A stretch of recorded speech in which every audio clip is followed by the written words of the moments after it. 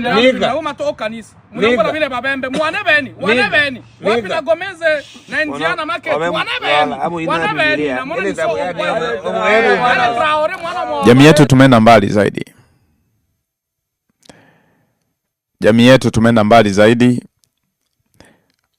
kuto kuchukulia serious neno la Mungu tena. Mimi ni wasi sana vijana ama ndugu zangu ambao mnataka kutengeneza content ama comedy kwa namna yoyote ile. Tafadhalini sana, kuna mambo mengi sana ambayo mnaweza mkatumia ili kufanya mambo yenu hayo ya kutafuta viewers na mengine ama kutafuta umaarufu. Embu usijitafutie laana isiyokuwa ya lazima. Usijitafutie kifo kisichokuwa cha lazima, wala usijitafutie matatizo na Mungu yasiyokuwa ya lazima. Unajua, wakati wote unapofanya jambo ambalo linakuja kama vile kutukanisha neno la Mungu, basi wewe fahamu mara nyingi sana unajiona kwamba una akili, na siku zote kuna kuwepo na watu ambao watakusapoti, kwa sababu hata shetani alikuwa na watu waliomshindikiza kwenye anguko lake. Tafadhali sana, hebu msio mnatumia neno la Mungu kama mnataka kutengeneza comedy. Mimi nafikiri content ni nyingi sana. Kama unataka kuwa maarufu, tembeaga basi hata uchi, utakuwa sawa. Tafadhali sana. Kuna clip moja nimeona na nitaiweka hapa, ama nitaiweka huko mwanzoni tu mtetizama. Hii hali sio nzuri. Ni utovu wa nidhamu kwa Mungu. Uwezi ukawa uko na vipombe vyako alafu unakuja kujifanya kwamba nimetoka kanisani. Na wachungaji wao hivyo wanawaacha. Mimi kanisani ambako mimi naongoza uwezi tena hata ukaingia na kutimua. Okay, sikatai wewe kuwa na dhambi unapokuwa kanisani. Ila pia sitaki uendelee kuwa na dhambi, lakini tu sio hata kuwa na dhambi umevuka mpaka mipaka sasa. Yaani unaona kwamba dhambi yenyewe ya ulevi sio tatizo. Uwe sasa unashikilia na neno la Mungu. Wanadamu tumefika mbali.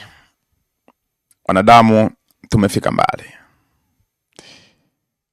Kuna wakati natamani hata nije nifafanue baadhi ya mambo kama haya na niwaoneshe kwa nini jamii yetu tunakuwa tunatengeneza laana ambazo mbeleni zinapoanza kututafuna hatujui ni kwa nini. Tafuta umaarufu kwa njia zako unazozijua wewe. Lakini tafadhali usije ukataka kutumia neno la Mungu kama vile kitu ambacho unataka, yani kiwe sasa ni sababu ya wewe kupata huo umaarufu unaotaka. Mungu awe radhi na wapumbavu. Na niwaambie tu kwamba kuna wakati watu wengine mnapigwa kwa sababu ya haya mambo. Unajua, kuna wakati Mungu anaweza kukutizama hata kama unaishi maisha ya dhambi, lakini kuna mstari ukiuvuka uvumilivu wake unakuwa una mwisho. Anakuwa amechoka kukuvumilia, anaamua kuachia nguvu yake ili ushughulike na wewe. Kwa jinsi ambavyo mnajitetea na mambo yenu ya ulevi, endeleeni, lakini acheni kutumia neno la Mungu. Na tunaposhauri hivi tunaonekana sisi ndo wabaya. Acheni kutumia neno la Mungu ili kujaribu kusapoti ujinga wenu. Nilikuwa nazungumzia kwa habari ya hatari wa Ukristo wa sasa. Na watu kama hao nakuta wanachekewa, wanafurahiwa, na wachungaji wao pia wanawakumbatia. Kama jinsi ambavyo mimi nimesema, tenda madhambi yako, ila likija kwenye swala la Mungu jiheshimu, angalao uwe mwigizaji basi.